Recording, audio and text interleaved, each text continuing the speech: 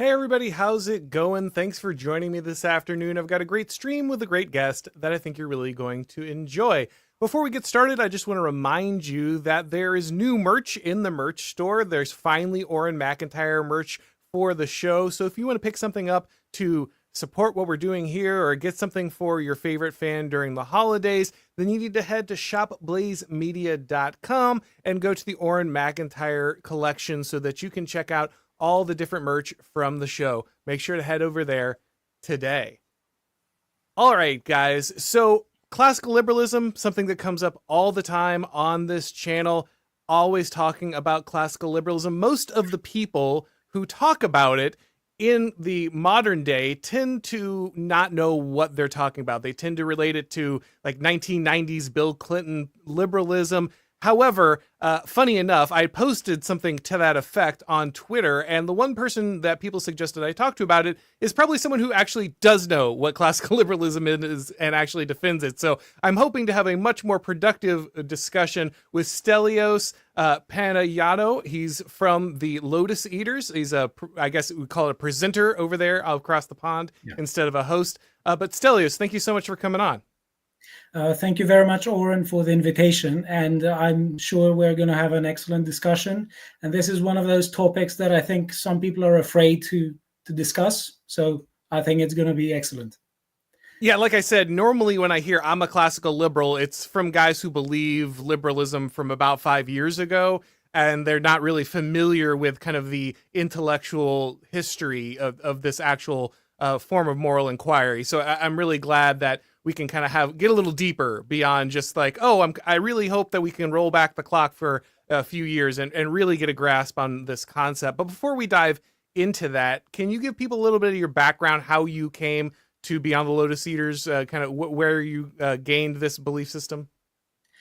Yes, okay, thank you. So first of all, I come from Greece. I was born in 1990, and I started following politics in 2010, where we had the Greek debt crisis.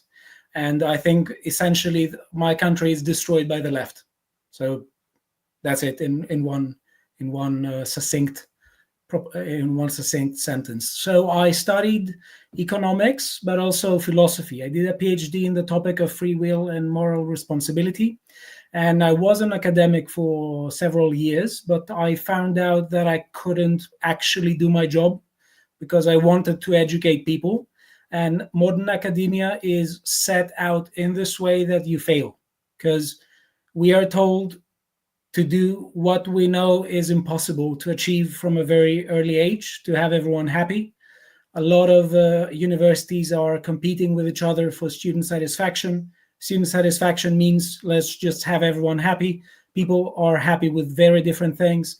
So I decided at some point that I don't want to live like that. I don't want to be, in a sense, afraid of any crazy person waking up one day saying anything completely false and ruining my career. So I said I want to be vocal about these things. I want to speak out about it. And I found out Lotus Eaters, and I just said, why the hell not? Yeah, it's really interesting. No, it's really interesting that so many people who are doing good academic work have to escape academia at this point to do it. You'll think of someone like Michael Millerman or others who are building these schools outside the university, Nima Parvini. These are people who obviously are incredibly qualified and have the passion that you're talking about, like yourself, but just found modern academia too constraining. It's funny because the more I talk to academics now when I'm at different conferences and things, they're always saying, oh, all the really interesting stuff is getting done out on the internet somewhere. You know, that's really where it's happening. And so I think you're at the head of a trend of a lot of academics who are recognizing that actually academia is the worst place to do the type of work that I want to do. So we're going to dive into the actual discussion itself on classical liberalism. But before we do, guys, let's hear from today's sponsor. A nuclear blast devastates Los Angeles, throwing the nation into chaos in Angel Studios' upcoming film Homestead, coming to theaters December 20th. Amid the chaos, an ex-Green Beret joins a prepper compound. Love grows, truth arises, and a community unites.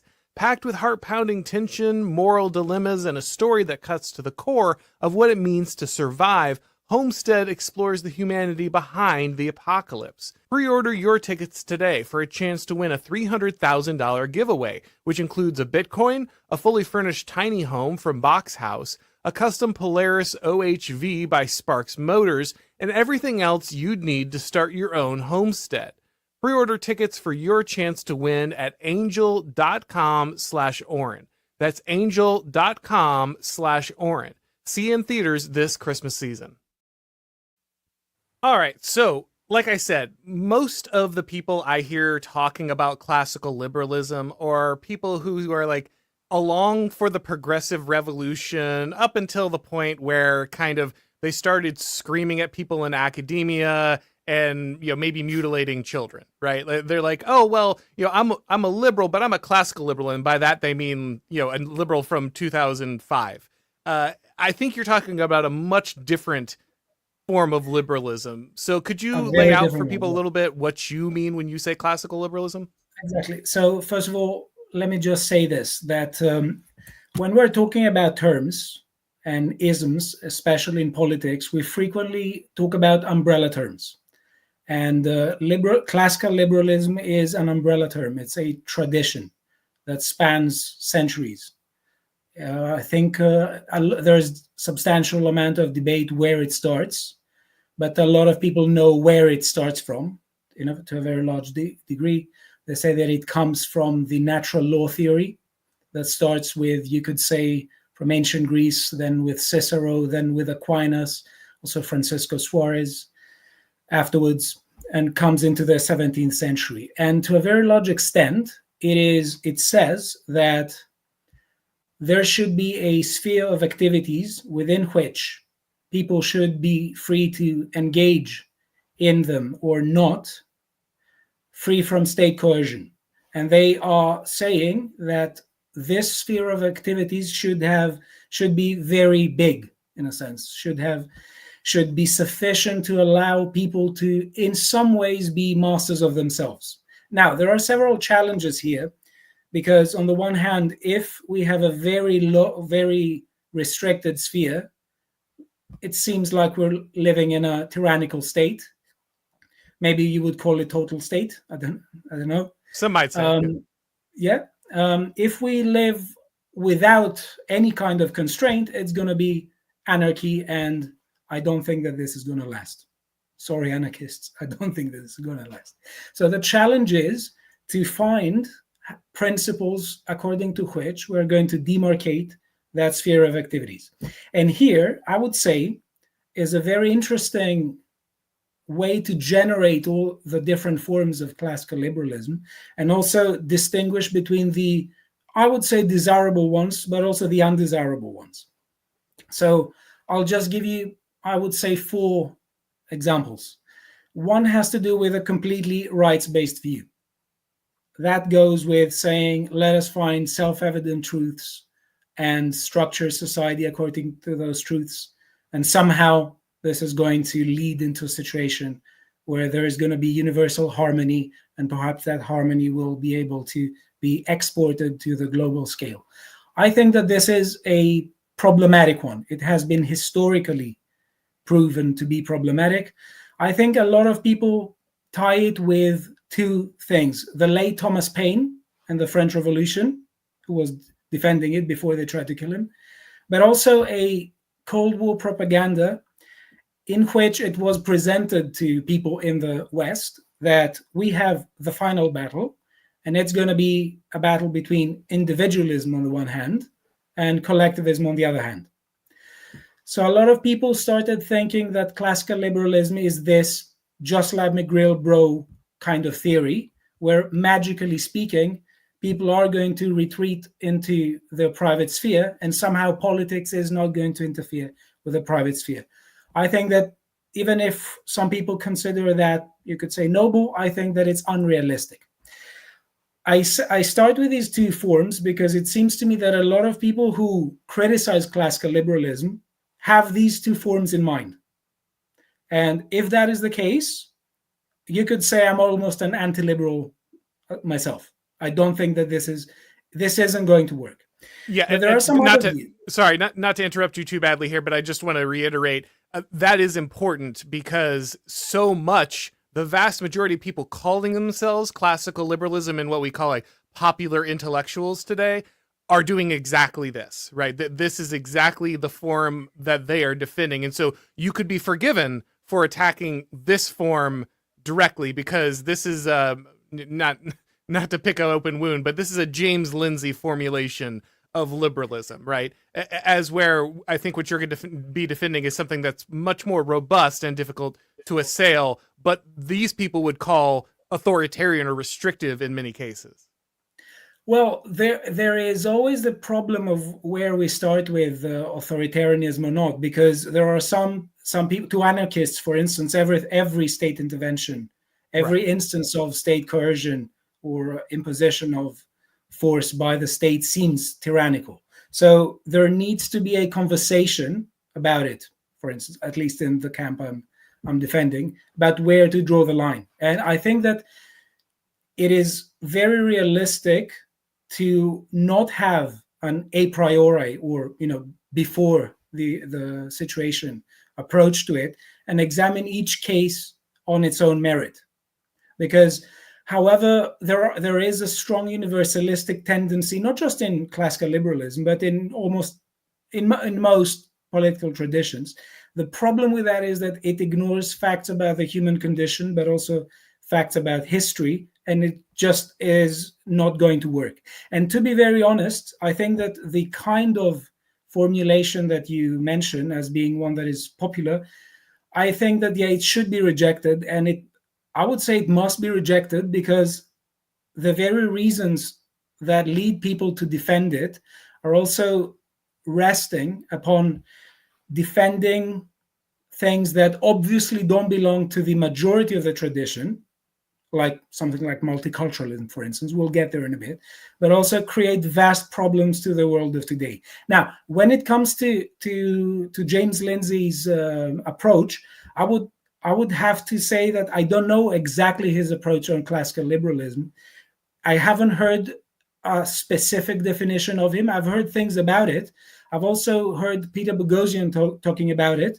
I haven't heard the definition coming from him. And I've also heard from Helen Plackrose that she defends a kind of liberalism that is sort of Millian or late Millian, where there's a lot of focus on a kind of autonomy that I think that in some cases it can be a bit corrosive. I'm sure we'll get there down in a bit. So I can't say I know exactly how he defines classical liberalism, but I'm sure maybe we'll talk about this down the line, because I didn't want to get tied up in that. I've also discussed with Peter Boghossian, and I think you're fairly, framing that understanding. I was just giving an example, but sorry, I interrupted you initially. You were giving the two kinds that you couldn't, that were bad. Can you give then the remaining of that you wanted to focus on? Well, it's not the only kinds that are bad or undesirable. I think there's another one, the very consequentialist, you could say almost utilitarian one, that is associated with Jeremy Bentham and to an extent with the early Mill, where we just say, well, we don't care about any notion of rights, we just care about the common good. I think this gives a carte blanche to whatever administration to say, well, we can calculate the common good better than the proles who don't know what it is, and we're going to do anything we want in the name of liberty for this reason. So there's another tradition that I think is really interesting, and it's not immediately discernible to most people because they don't have a strong background in ethics. I think that classical liberalism in its, let's say, 18th century form, the one you'd see in, for instance, Montesquieu, in the US founding fathers, it has really strong classical republican leanings, where classical republicans had highlighted the importance of what they called the common good. Now, the notion of the common good strikes some people as utilitarian, but it isn't necessarily utilitarian. I think that if we examine history and if we examine political theory across history, we will see that the idea of the state that promotes the common good is essentially the most common idea that there is. And classical Republicans had a strong backing there. They had a very rich tradition stretching back to antiquity. And what classical liberalism in the 18th century and then in the 19th and the early 20th does seems to me to be the good form. I think is worth defending, is one that fuses and says we can't be ideologues about it. We have to examine each case on its own merit, but we also have to care about rights, but also the common good. If we don't care about the common good at all, we're going to have the strictly ideological approach to it of just let me grill, bro. I'm in my ranch. I don't see Trendy Aragua getting, killing people or occupying apartment blocks, so I don't care. So if that's the road, that's unbelievably socially corrosive. But I think that if there are people who approach it from a non-ideological, non-virtue signaling perspective, and they say that, listen, in order for us to actually enjoy a substantial degree of freedoms, we also need to care about the common good, and we also need to examine history and to have a historical understanding of the society we speak in, but also human history, in order to see exactly how this can be achieved, if it can be achieved, in any situation we're speaking about.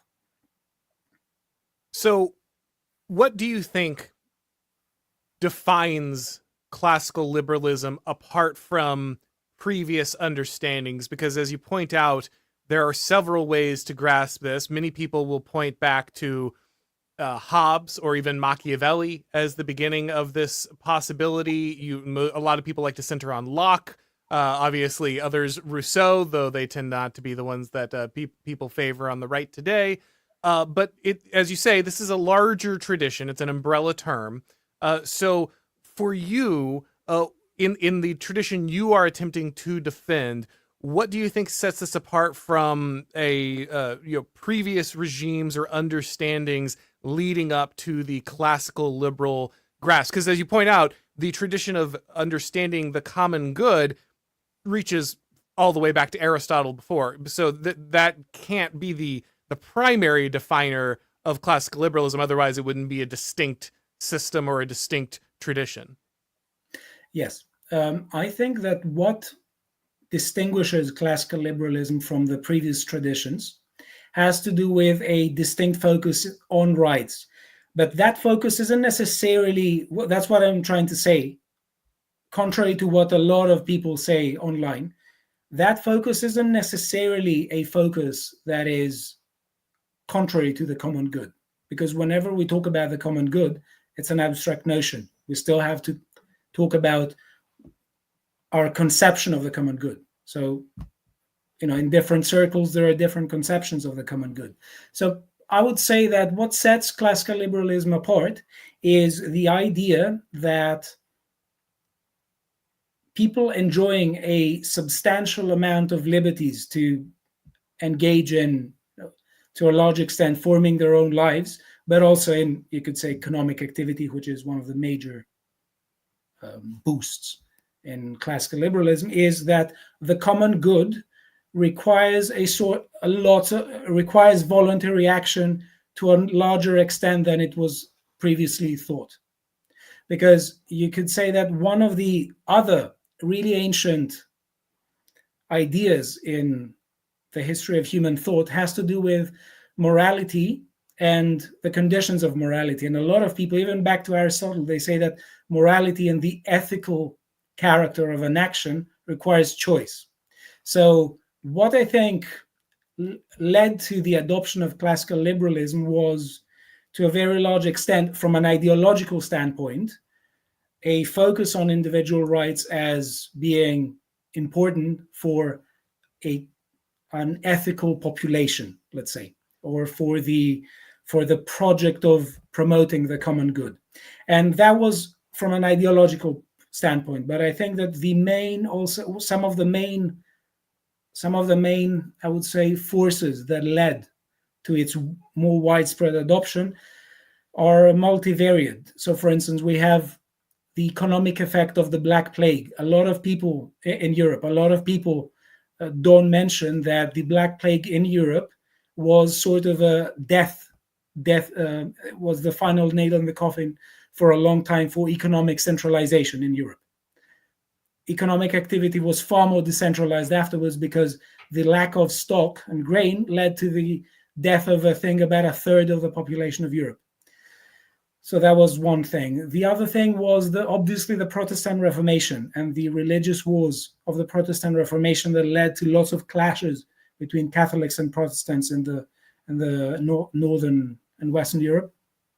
And I think that they sort of ended in a kind of stalemate, because you could say that in some cases, Protestants won, in others Catholics won, but there was a push towards saying that the state should be neutral, not morally neutral, as a lot of people say, but neutral with respect to enforcing the totality of a comprehensive view of the good life. And there are really good debates about where it actually starts. You mentioned, for instance, Machiavelli. I'm not exactly certain that we can say Machiavelli was a classical liberal, because... No, I wouldn't say that either, but I was saying these are options. Yes, but you could say that also he does give a sort of boost to the Republican tradition that was inherited afterwards by many people, especially in the English Civil War, but also afterwards in France and in the US. I would say that what is particularly something that makes me say that Machiavelli wasn't in an important respect a precursor of the tradition was his skepticism of wealth. He seems to me to be a very old Roman type Republican, where he says, if we have a wealthy population, they're going to be corrupted, and they're not going to be willing to fight for the common good, and that's where tyranny is going to come.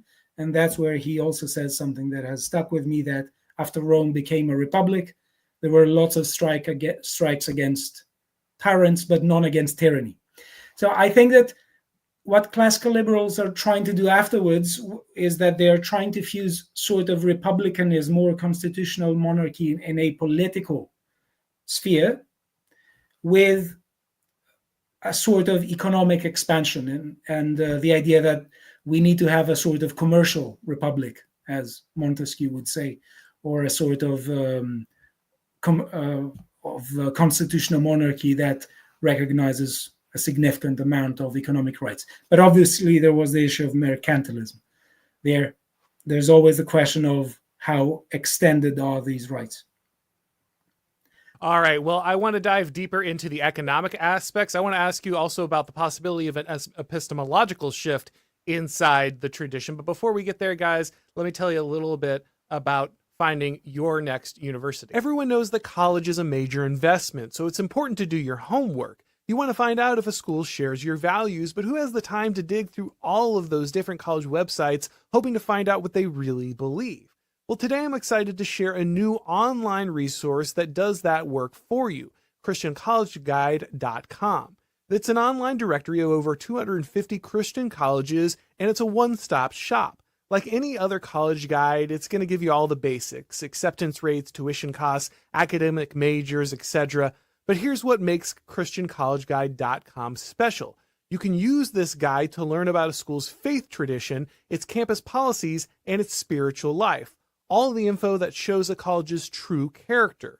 You'll find answers to over 150 questions for every school profiled, making this the definitive guide to Christian higher education. And the best part? This college guide is free to the public. That's right, it's free. Just go to ChristianCollegeGuide.com to create a user profile and get started today. That's ChristianCollegeGuide.com.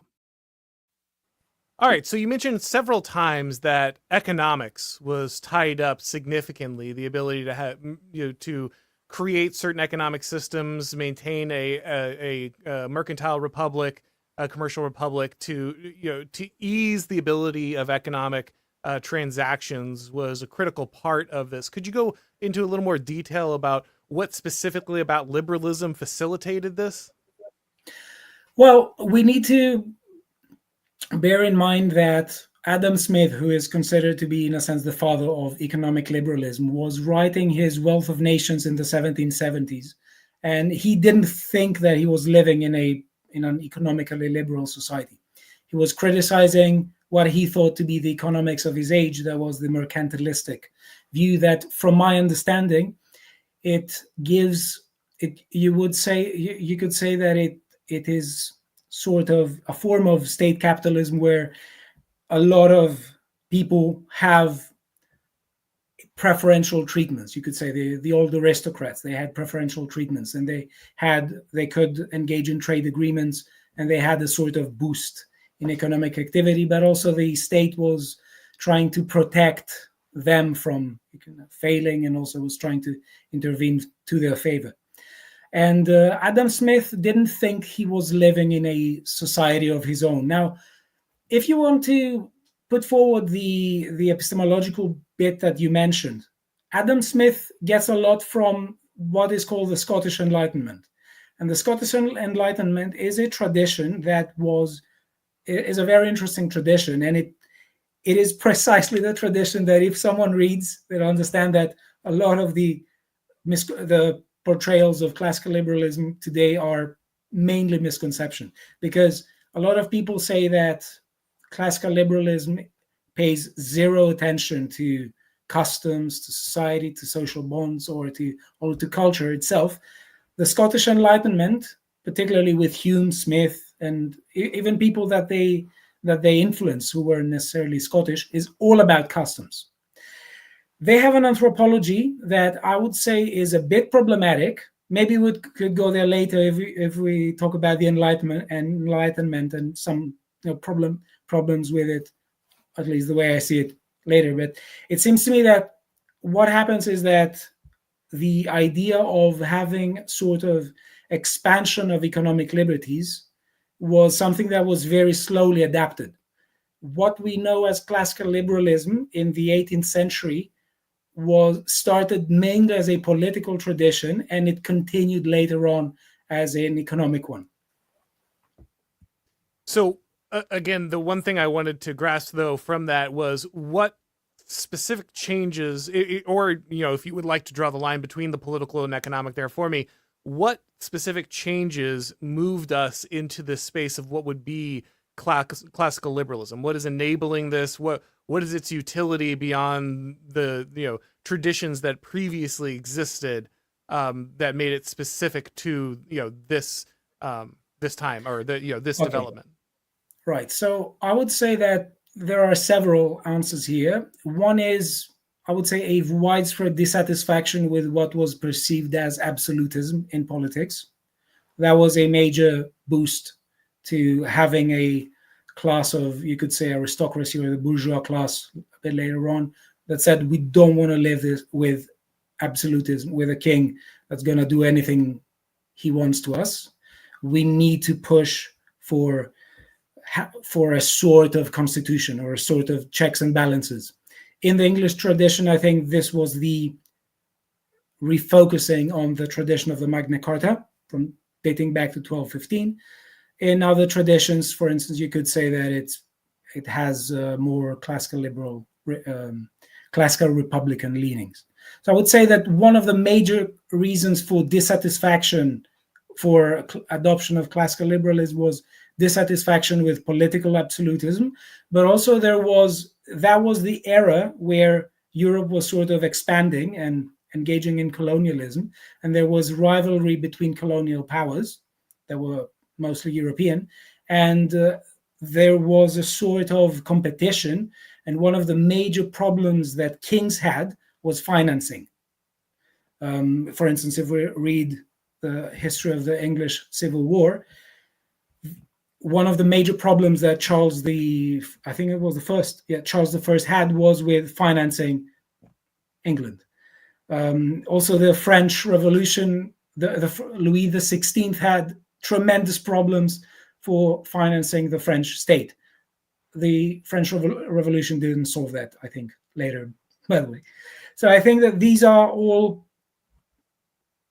factors that push towards viewing the expansion, decentralization in politics, but also in economics, are sort of necessary if people wanted to keep a substantial amount of their privileges.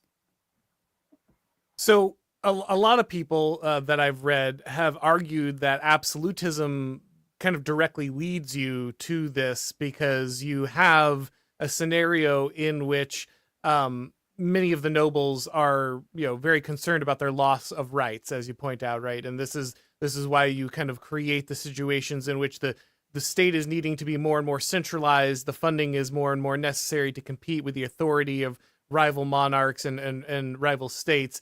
And so you create a situation in which you regularly have to draw on the resources, and therefore kind of beg for the certain level of what's the word I'm looking for here? Not acquiescence, but you need the approval of these people on a regular basis in a way that was not necessarily there previously.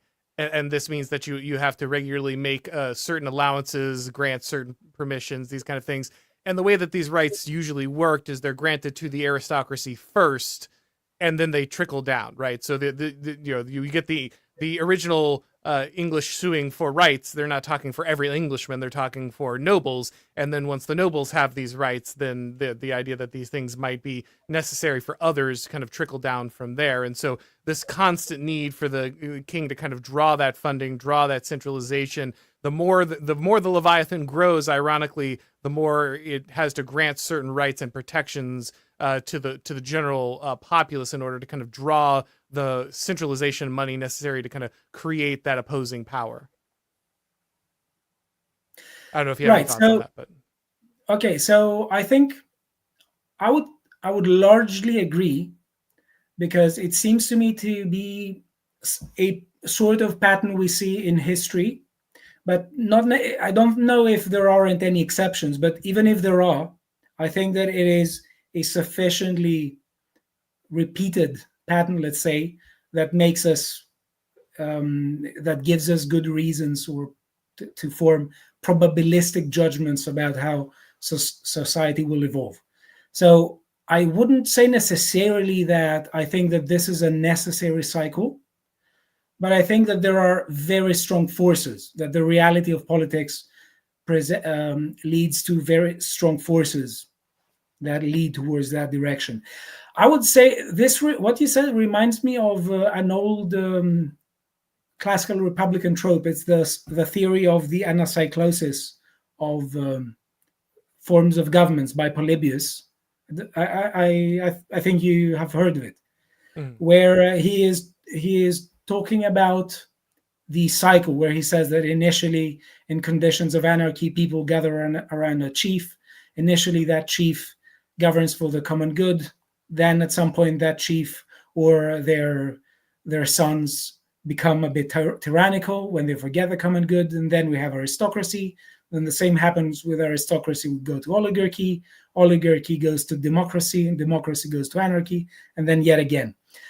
I think that this is a good way to look at it, but I also think that Polybius was talking about a cycle of unmixed form of governments, and he was saying that look at why Rome achieved its greatness. It achieved its greatness because it became a mixed form of government, and hence he was arguing for the Republic. So, but still, I don't know to what extent we can stretch this to extract statements about necessity with confidence, but I can definitely see that there is value in thinking about it. But I think that there is also value in being open to the empirical method, because I'm reminded of something that Aristotle says in Politics in Book 5. He is giving the example of how some democracies are really stupid. He said that there were some people in an ancient Greek city-state where they were Democrats, and they exiled so many people that these people formed an army, and they came back, they defeated the Democrats and established an oligarchy there. So that's a different way of going in the cycle. That's taking a step back. But I would say that, generally speaking, I wouldn't say it's a necessary thing, but it seems to be a pattern that is repeating itself to a significant degree. So I wouldn't say, just because there are exceptions, I'm not listening to it. Speaking of Aristotle and the politics, one of the things that he says is basically the citizens are those that are armed, right? Like that's a critical part of specifically Republican understanding. This is also how Machiavelli understood the definition of citizenship and virtue. This was one of his main points, is that you have to, you need a citizen militia. It's bad to have a standing army. It's bad to have mercenaries. You need to have a virtuous population who's willing to take up arms and fight on behalf of the Republic, and that's one of the definitions of their citizenship. The founding fathers of the United States also understood this. Most people, to combat the left's attack on the Second Amendment in the United States, a lot of people on the right tend to excise the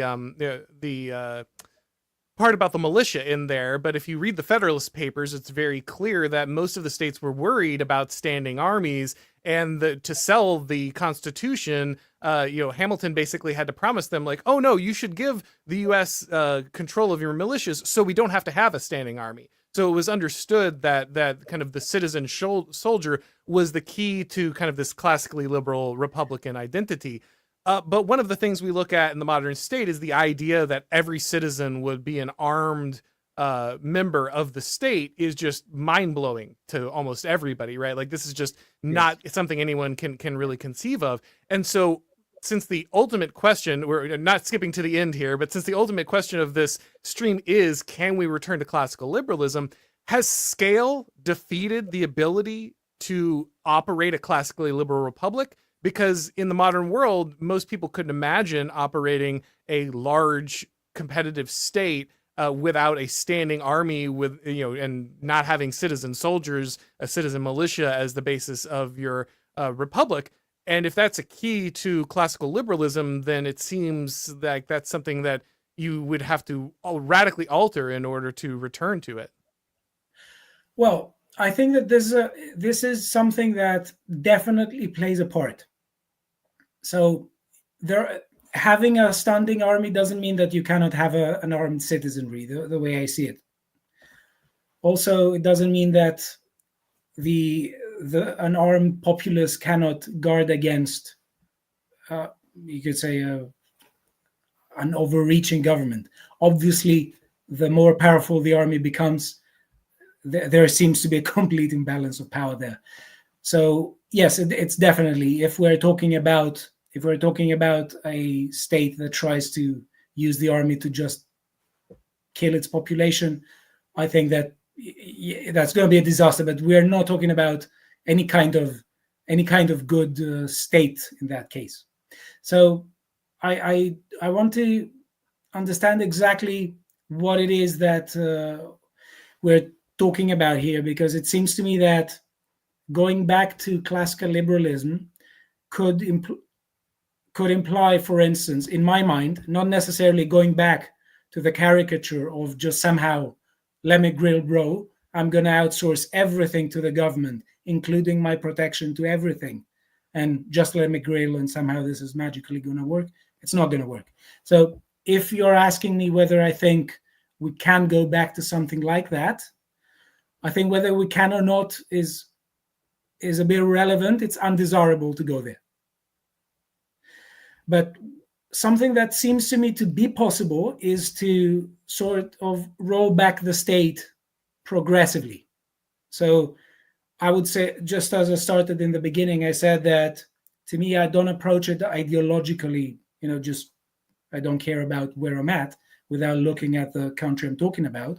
I would say it's more an issue of the degree of civil, political, and economic liberties, and try to say that right now, the woke belt, which you could say is the Trudeau, Biden, Harris, Starmer, Macron EU belt, is restricting Westerners' liberties to a significant extent. I would say that going back to classical liberalism would imply trying to offset that tendency and try to go back to greater extents of liberties, without that meaning that what I have in mind is the just let me grill bro and somehow it's magically going to work. I guess the biggest problem that is being addressed in a microcosm in the armed citizenry debate, but is much larger for what you're talking about there, is virtue. You can't conduct any of these good societies, but specifically a classically liberal society, without taking on a certain amount of responsibility. And for most of these formulations of classical liberalism, the armed citizen was the height of virtue, in the sense that they would take responsibility not for their own safety, but for the safety of the state as well. And a lot of people, from Machiavelli to Bertrand de Juvenal, have warned that the standing army also encourages basically military adventurism. It creates a situation in which your military is always looking for something else to conquer, something else to do, because this is where it gets its money, where it gets its time. It's and the United States is in large part motivated by its military industrial complex. Like, these are factors that were seen back in the 1500s, but are manifesting themselves today in the way in which we operate these theoretical republics. I don't think the United States is a republic in any sense at this point, but but these are issues not just in the military realm, but they exist throughout all of our different aspects, from our education of our children to all, the care for the poor. A lot of the libertarian solutions, often things heard from liberals, classical liberals, is we just need to roll back the state. But I think this misses a large amount of the point, which is the reason the state was allowed to grow in this manner is so many of these duties were handed over. The virtue of the public was hand in hand, right? The virtue of the public diminished. The state crept in to kind of take over these public spheres that would have restricted the actions of the state. So by increasing the dependency on the state, they also increase their power, and this also makes it far less likely that the individual will resist against the state, because they've handed so much of their they no longer have the virtue to be self-sufficient. A lot of people would like the total state to disappear, but if it did tomorrow, they wouldn't be able to educate their children, they wouldn't be able to take care of their parents, they wouldn't be able to defend themselves, they wouldn't be able to care for the poor in their community. And so what the just let's just reduce the government, bro, kind of version of liberalism or libertarianism more often in this case, has significant problems, because there's no emphasis on ways in which the populace could retake those responsibilities in any meaningful way. I'm in substantial agreement with the overwhelming amount of what you said there. And I would say, when I say roll back the state, and I meant expand civil, political, and economic liberties. When I said expand the sphere of liberties, I didn't mean that there is nothing for the state to do. And I completely agree with you when you say about the notion of virtue. And this is a major theme. It isn't just that's a commonplace in the tradition. So, for instance, Montesquieu says the very same thing. The principle of republics is virtue. And also, the kind of republics get destroyed when the quality they go after is administrative equality, where any notion of hierarchy is seen as tyrannical. So what I would say is that we can simultaneously expand the sphere of liberties we have, while also trying to use the state in some areas in order to, you could say, cultivate patriotism. Because it seems to me that what you're talking about leads to how we can sort of generate, in a population that has been so much used to outsourcing all its responsibilities for maintaining a healthy society and guarding the republic or any kind of social organization, how are we going to reinvigorate the moral timber of that population? I think that this can be done by, you could say, by trying to see how to instill a healthy dose of patriotism. So I wouldn't necessarily, I don't think that I would drastically disagree with something you said there. So I do think that the roll back the state to a significant extent is necessary, but I wouldn't say it's sufficient. Right. I don't know if that makes sense. You have to do it simultaneously. You need, if the state is still there holding everyone's hand, they can't cultivate virtue. But if no one is cultivating virtue, then the removal of the state just ends in something terrible, right? So you need this kind of working in tandem. Which by the way, is what Machiavelli also pointed to. But sorry, go ahead. No, it actually leads to the kind of people we talked about, the apolitical people who think that somehow they're just going to engage in economic activity and the state is not going to somehow develop in such a way that is going to tyrannize them. This reminds me of Lenin, and he was saying that some the bourgeois class are going to sell you the rope with which you're going to hang them. I don't think that this applies to the entirety of the bourgeois class, but some of those people tend to think that way. So you mentioned a few times. Oh, sorry. Go ahead. Did you have more to say? I just wanted to remind people of the quote by Pericles that people may think that politics is not gonna, that they don't want to deal with politics, but politics will find a way to deal with them. Yeah, it's not an option. So you mentioned a couple times the Enlightenment, and before we run out of time, I certainly want to get to that because that's pretty important. I'll just frame an argument for you here and let you kind of respond to it. Alistair MacIntyre in After Virtue makes the argument that the huge problem with the Enlightenment is its epistemological shift. It moves away from recognizing telos or tradition or revelation as relevant and tries to isolate rationality as the if not the only, at least the dominant understanding mode of acquiring knowledge and reason. And in doing this, it unmoors the cultures from the traditions that make them particular. It makes it very difficult for you to maintain an idea of cultural particularity once you've made rationality the only acceptable form of knowledge. And we can see this pretty heavily kind of moved into our current day, where we have kind of this devastating effect of you can't believe your eyes and ears, you can't believe your lived experience, you can't believe the wisdom and knowledge of your ancestors. The only thing that matters is our institutions full of scientists with degrees, right? Like this is the only thing in ways in which we can really understand truth.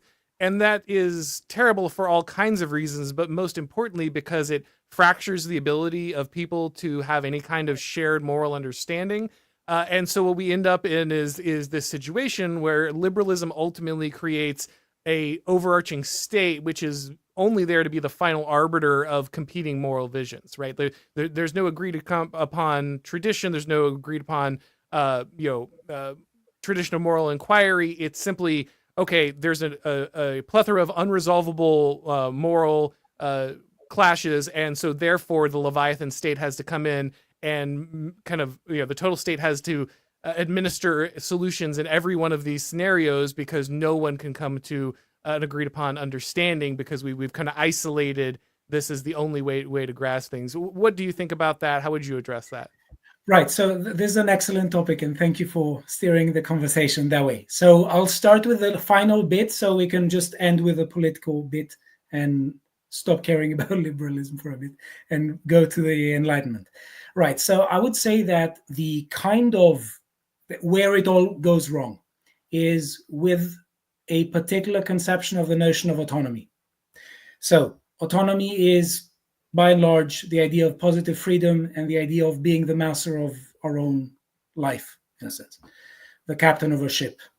So it's self-government, self-realization, self-growth. It has the self clause. Now, from you could say a traditional perspective, you would say, and a classical liberal perspective from the 18th century and the early 19th, you would say a lot of people would say that this contains irreducibly individual elements there, in the sense that you have to choose. You have to govern yourself to be self-governed. The state cannot self-govern you. The state cannot self-grow you. The state cannot self-realize you. This is precisely where it all goes wrong, because we have a lot of people, some may call themselves, I would say, I don't know, some call themselves liberal socialists. They say, I want autonomy. And they say, okay, the liberal state needs to ensure autonomy. And how am I going to understand autonomy? And they have an idea of a society that sometimes they call inclusive, where people aren't responsible for their actions. So it ends up being, well, the state needs to ensure self-governance, but somehow I'm going to make you govern yourself, which is a contradiction in terms, but it's good in terms of rhetoric, and a lot of people fall for it. And I think that the later Mill and a lot of the people coming afterwards fall into that tradition. And I'd say that this is where it goes completely wrong. And this kind of leads towards the total state that you are mentioning.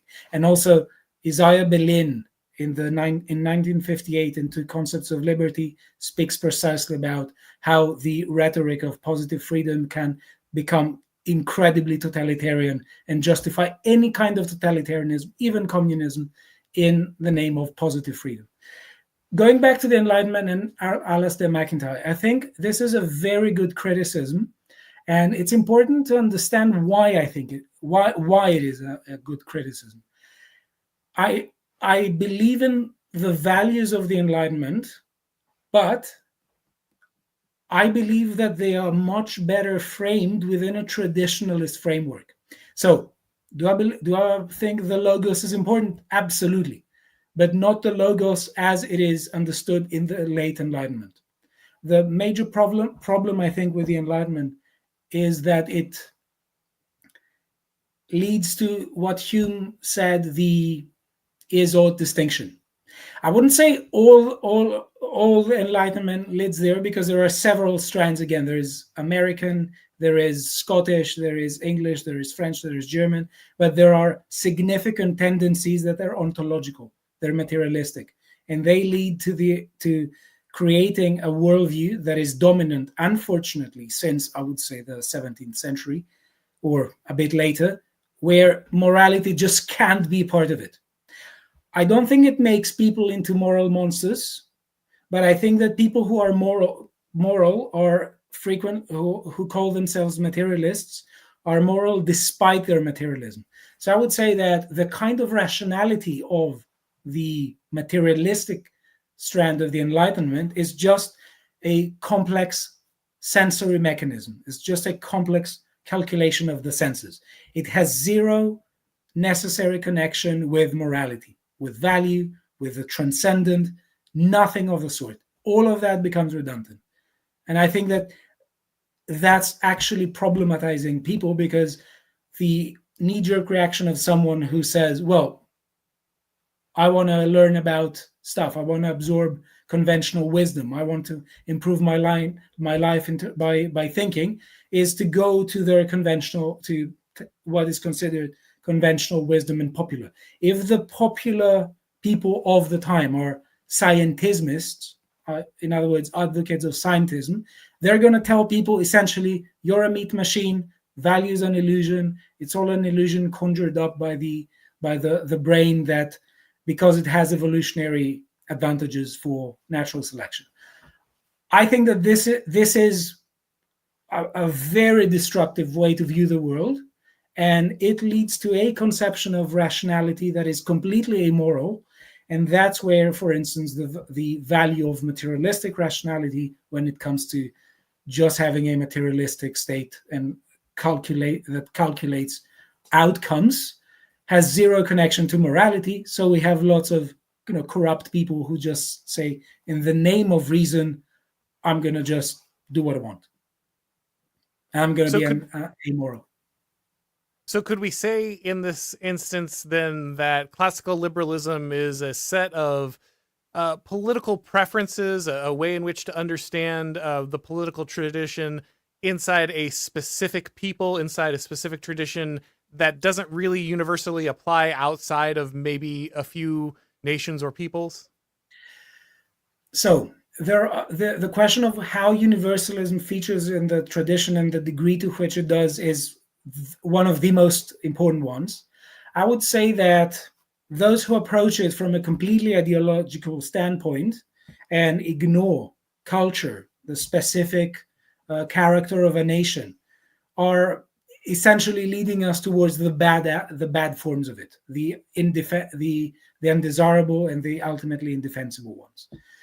I think that there can be no political theorist worth their salt, that doesn't focus on particularities and their importance. So we cannot say that this is something that is going to work. But let me just give you an example, because I say this to a lot of people who are of the just open borders type, and whatever.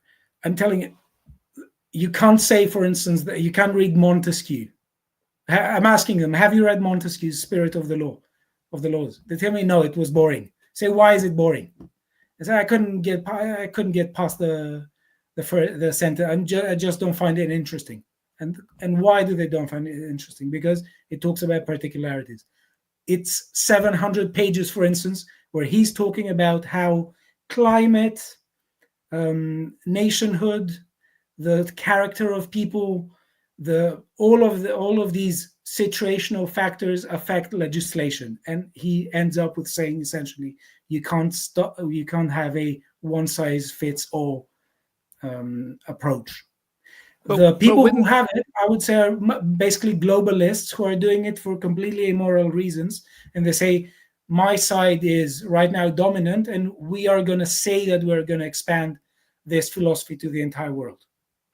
I agree with you 100%, but I think that the position you just staked would make you the woke right for most of the people who are themselves calling themselves classical liberal in today's political discourse. I know that this is a terrible characterization that they're placing, but practically in our political sphere, in our discussion today, if you gave that formulation to most of the people calling themselves classical liberal, they would say, "Oh, that's that's postmodern, that's fascist, that's this is the woke right." Like the very core of key classical liberal thinkers that you're talking about would be rejected by those wearing the label in our modern political discourse. Right. So I have a fast response to this. That is, I would say I consider it a bit tragic, because I think that on the one hand, people who have done so are unfair, but one of the reasons why they have done so is because they're, for instance, unaware of fascism. And it seems to me that the woke right controversy right now has essentially spun out of control, and the initial motivation, or at least the stated motivation, is to try to find a way to demarcate between, you could say, acceptable and non-acceptable views. I think that personally, I think that there are stuff that Lindsay and Kissin have to say, but I wouldn't be as quick to dismiss people as they are. Personally, I have written something about it. I think that the term can have sense in some minute cases, but essentially we should just basically read history, and it's better if we stop using the term. It's much better if we actually, Sorry, go ahead. It's much better if we actually use all terms, so we can ground our conversation and we can into a historical, into a setting where history is much more prevalent. Yeah, I would agree. I think that this is a bit unfortunate, because I see Lindsay has a beef with Carl. I want to hear from both of them. I think Lindsay's unfair with Carl, but I would also like to hear stuff that Lindsay has to say. But as I said again, I think that sometimes he and people who follow him dismiss way too many people, more people than they should. So before we go, I want to do like a lightning round, just to kind of give us a what is classically liberal and what isn't. What would it actually allow? What would it actually restrict? So I'm just going to kind of ask you, and I know that there might be more specific answers. So I understand that, but I'm trying to just give a general understanding for people so they could grasp. Would it be consistent with classical liberalism to ban gay marriage? To ban gay marriage? Yes. I can't give you an answer because I don't know exactly the specific of the case. Would it clash with a classical liberal understanding of the state and its spheres of sovereignty if they did not allow for a union of homosexuals? Would that be against classical liberal You mean standards? gays, not gamers? Yes. Okay, That so gamer I heard marriage. gamer, and The gamer marriage. The great Yeah. gamer marriage question. Yes. Well, I would say that when it comes to marriage, I would say that it probably wouldn't be consistent, but with a caveat. It would have to be political marriage, because if you can't force a priest, according to the way I see it, you can't force a priest who doesn't want to do it to do it. Doesn't that kind of clash with most of your understanding of the founding fathers or many of the people you've drawn on as authorities inside the classical liberal tradition? Well, why would it? But you're talking about something that wasn't so much an issue. I don't know to what extent it was an issue back then, and Sure. I don't know whether if we are to talk about the particularities of a case, the world in the 80s US and early 1800s is different to the world as it is now in 2024. And you would say, for instance, that, which is a bit weird if you see this, but Trump and a lot of the Republicans right now seem to be, in some cases, a bit less conservative than some Democrats of the 90s. Oh, most assuredly, yes. Yeah. So yeah, sticking with the lightning round nature, I don't want to debate any of these things. I'm just trying to get the lay of the land on these issues. What about a restriction of sovereignty? Would it push against a classical liberal tradition to have any limitation on sovereignty beyond just obviously like being a citizen, being a technically legal citizen, because but like, could you say only people who have served in the military, only men, only heads of households? Would any of those restrictions be consistent with classical liberalism, or would it drive those out? Question: are you talking about national sovereignty or individual sovereignty? I'm sorry. The franchise itself, would it be not consistent or consistent with classical liberalism to restrict the franchise for those voting? If we look at the tradition, the tradition had very limited franchise, especially in the early 19th century.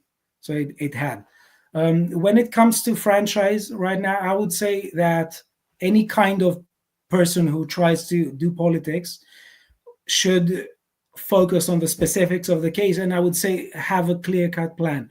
Something that I think is something that probably could be seen as important would be to examine whether there should be restrictions in the franchise when it comes to people who haven't grown up in a country. For instance, let me just say, a lot of people are just now migrating into the UK. Some do it illegally. I don't think that if the state, for instance, Keir Starmer tomorrow said, "I'm going to give you the vote," I don't think that it would be inconsistent to take that voting right back if for the next government. Okay. So it's not that I would say restricting franchise in itself is inconsistent. Personally, I'd be hesitant, depending on when it comes to the native population. I'd be a bit more steadfast with the case I just mentioned. If a community wanted to, because they shared a tradition and cultural understanding and a preference for a particular religious understanding, wanted to pass a blasphemy law, would that be inconsistent with with classical liberalism, or could it exist inside of it? Well, okay. So when it comes to the community and the blasphemy law, I think I don't know to what extent this, for instance, reminds me of Islam right now. It wants to pass blasphemy laws. I think that this is I don't think that this is a good thing, because in the present situation, for instance, the push towards saying that we're going to have blasphemy laws for Islam is going to lead to constantly listening to the word Islamophobia. Almost everything is going to count as Islamophobia, and it's going to be used completely arbitrarily. So I would say, in principle, having blasphemy laws would be a bit problematic. It would have bad consequences. All right, my last one here for you. Would it be inconsistent with classical liberalism, or could it exist inside of it, to acknowledge a particular religious tradition as dominant, and if not declaring it as the national church or something like that, still favor it when it comes to education or the celebration of holidays, these kinds of things in the public square? I'm inclined to say yes. I think that what classical liberal would say no to is to use the state to impose that totalistically on people. But I don't think, for instance, that saying that England is an Anglican state would imply that it cannot be somehow classically liberal. And I think it's a good way of trying to ensure, you could say, a sort of patriotism. But there are also some links there, because you have people who say, should we give priority to the nation, or should we give priority to the church? But generally speaking, if it were a kind of dominant religion while allowing other religions to exist, I'd say it's absolutely consistent. All right. Well, I have a few questions from the audience. It's been great talking to you. I've really enjoyed this. I think this is definitely clarifying for people, and I'm glad that we were able to kind of get to better definitions than we normally get from like random spats on Twitter. So I'm definitely glad that we were able to do that. Before we move to the questions of the people, do you want to send people anywhere, recommend, Lotus Eaters or your Twitter or anything like that? Yeah, they should definitely watch Lotus Eaters, the podcast of the Lotus Eaters. You can subscribe on the internet on our Lotus Eaters channel. And you can also check the lotuseaters.com. We are a really good team, and I'm sure people are gonna like our content. We speak about politics across the West and basically across the world, but we focus mostly in UK, US, and the EU. We talk about a lot of the problems of the current day. We talk about mass migration. We're talking about, Keir Starmer and wokeness, and I'm sure people are going to like it. Yeah, definitely. And a lot of. Sorry, go ahead. They could definitely check Carl Benjamin's Twitter. You can find him, Carl Benjamin. We have Harry Robinson, Connor Tomlinson. We have Bo Dade, Josh Firm, Dan Tubb, and myself. Yeah, lots of good, sharp people over there. My goal is to eventually collect all of the Lotus Eaters. I'm about halfway through, having you guys all on. So we'll just continue the rotation here. All right, so let's go to our questions real quick. Darth Amalgamation says, what is your definition of the common good? Just a small question, an easy one, no problem, right? A very easy one, yeah, for a rapid response. Right, so when it comes to the common good, it's not that I have a definition, I have a conception. So I'll give flesh and blood to the or structure to what I think is the common good. I think that the common good is essentially tied to the common good of a people in politics. Some universalists are talking about the common good of humanity. I'll talk about the common good of the people, because this is how politics has always been done, and I have zero evidence that it won't be done like that in the future. So when we're talking about a people, I think the common good is to be understood both in terms of outcomes, but secondarily in terms of outcomes. But I would say most of it has to do with character and personal flourishing. So I would say that the individual common good has to do with the flourishing of the individual character in terms of, Aristotelian terms. And when it comes to the common good, I would say that it is that which you could say is the maximum possible, the maximally virtuous organization of these people. And I consider, and one of the reasons why I think it is important from an ethical perspective to advocate for a broadly liberal view is because I think that as Aristotle says, and as most theorists afterwards say, Augustine, for instance, Saint Augustine of Hippo, virtue requires choice. So I would say that the common good is to be understood in terms of a maximally virtuous form of a population and how they flourish in a particular setting.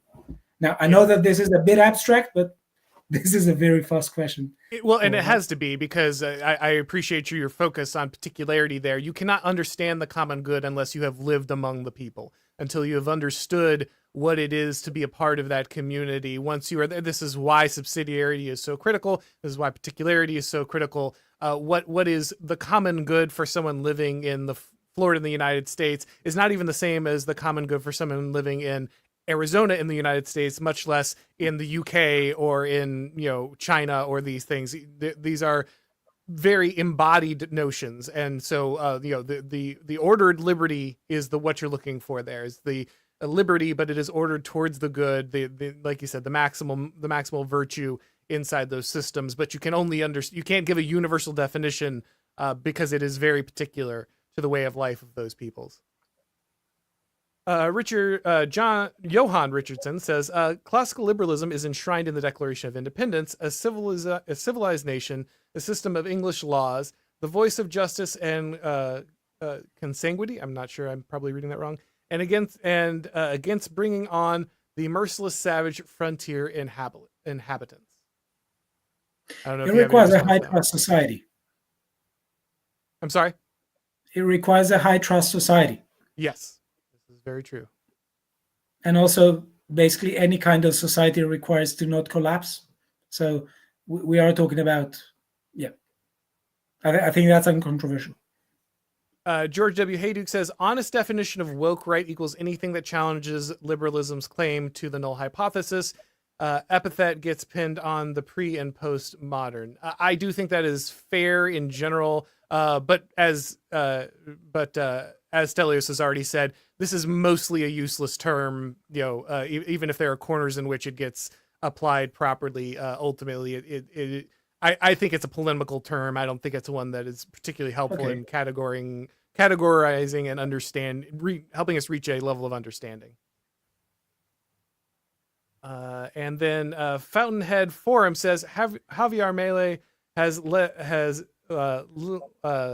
was a lead singer in the band. Instead of classical liberalism, let's call it rock star liberalism. My show has 36 shows about Mele. I know many people are a big fan of what he's doing over there. I was not familiar with his rock star past, but that is excellent. Maybe he's exploring metal. I don't know. If so, then I'm certainly a fan. I have to check out his musical work.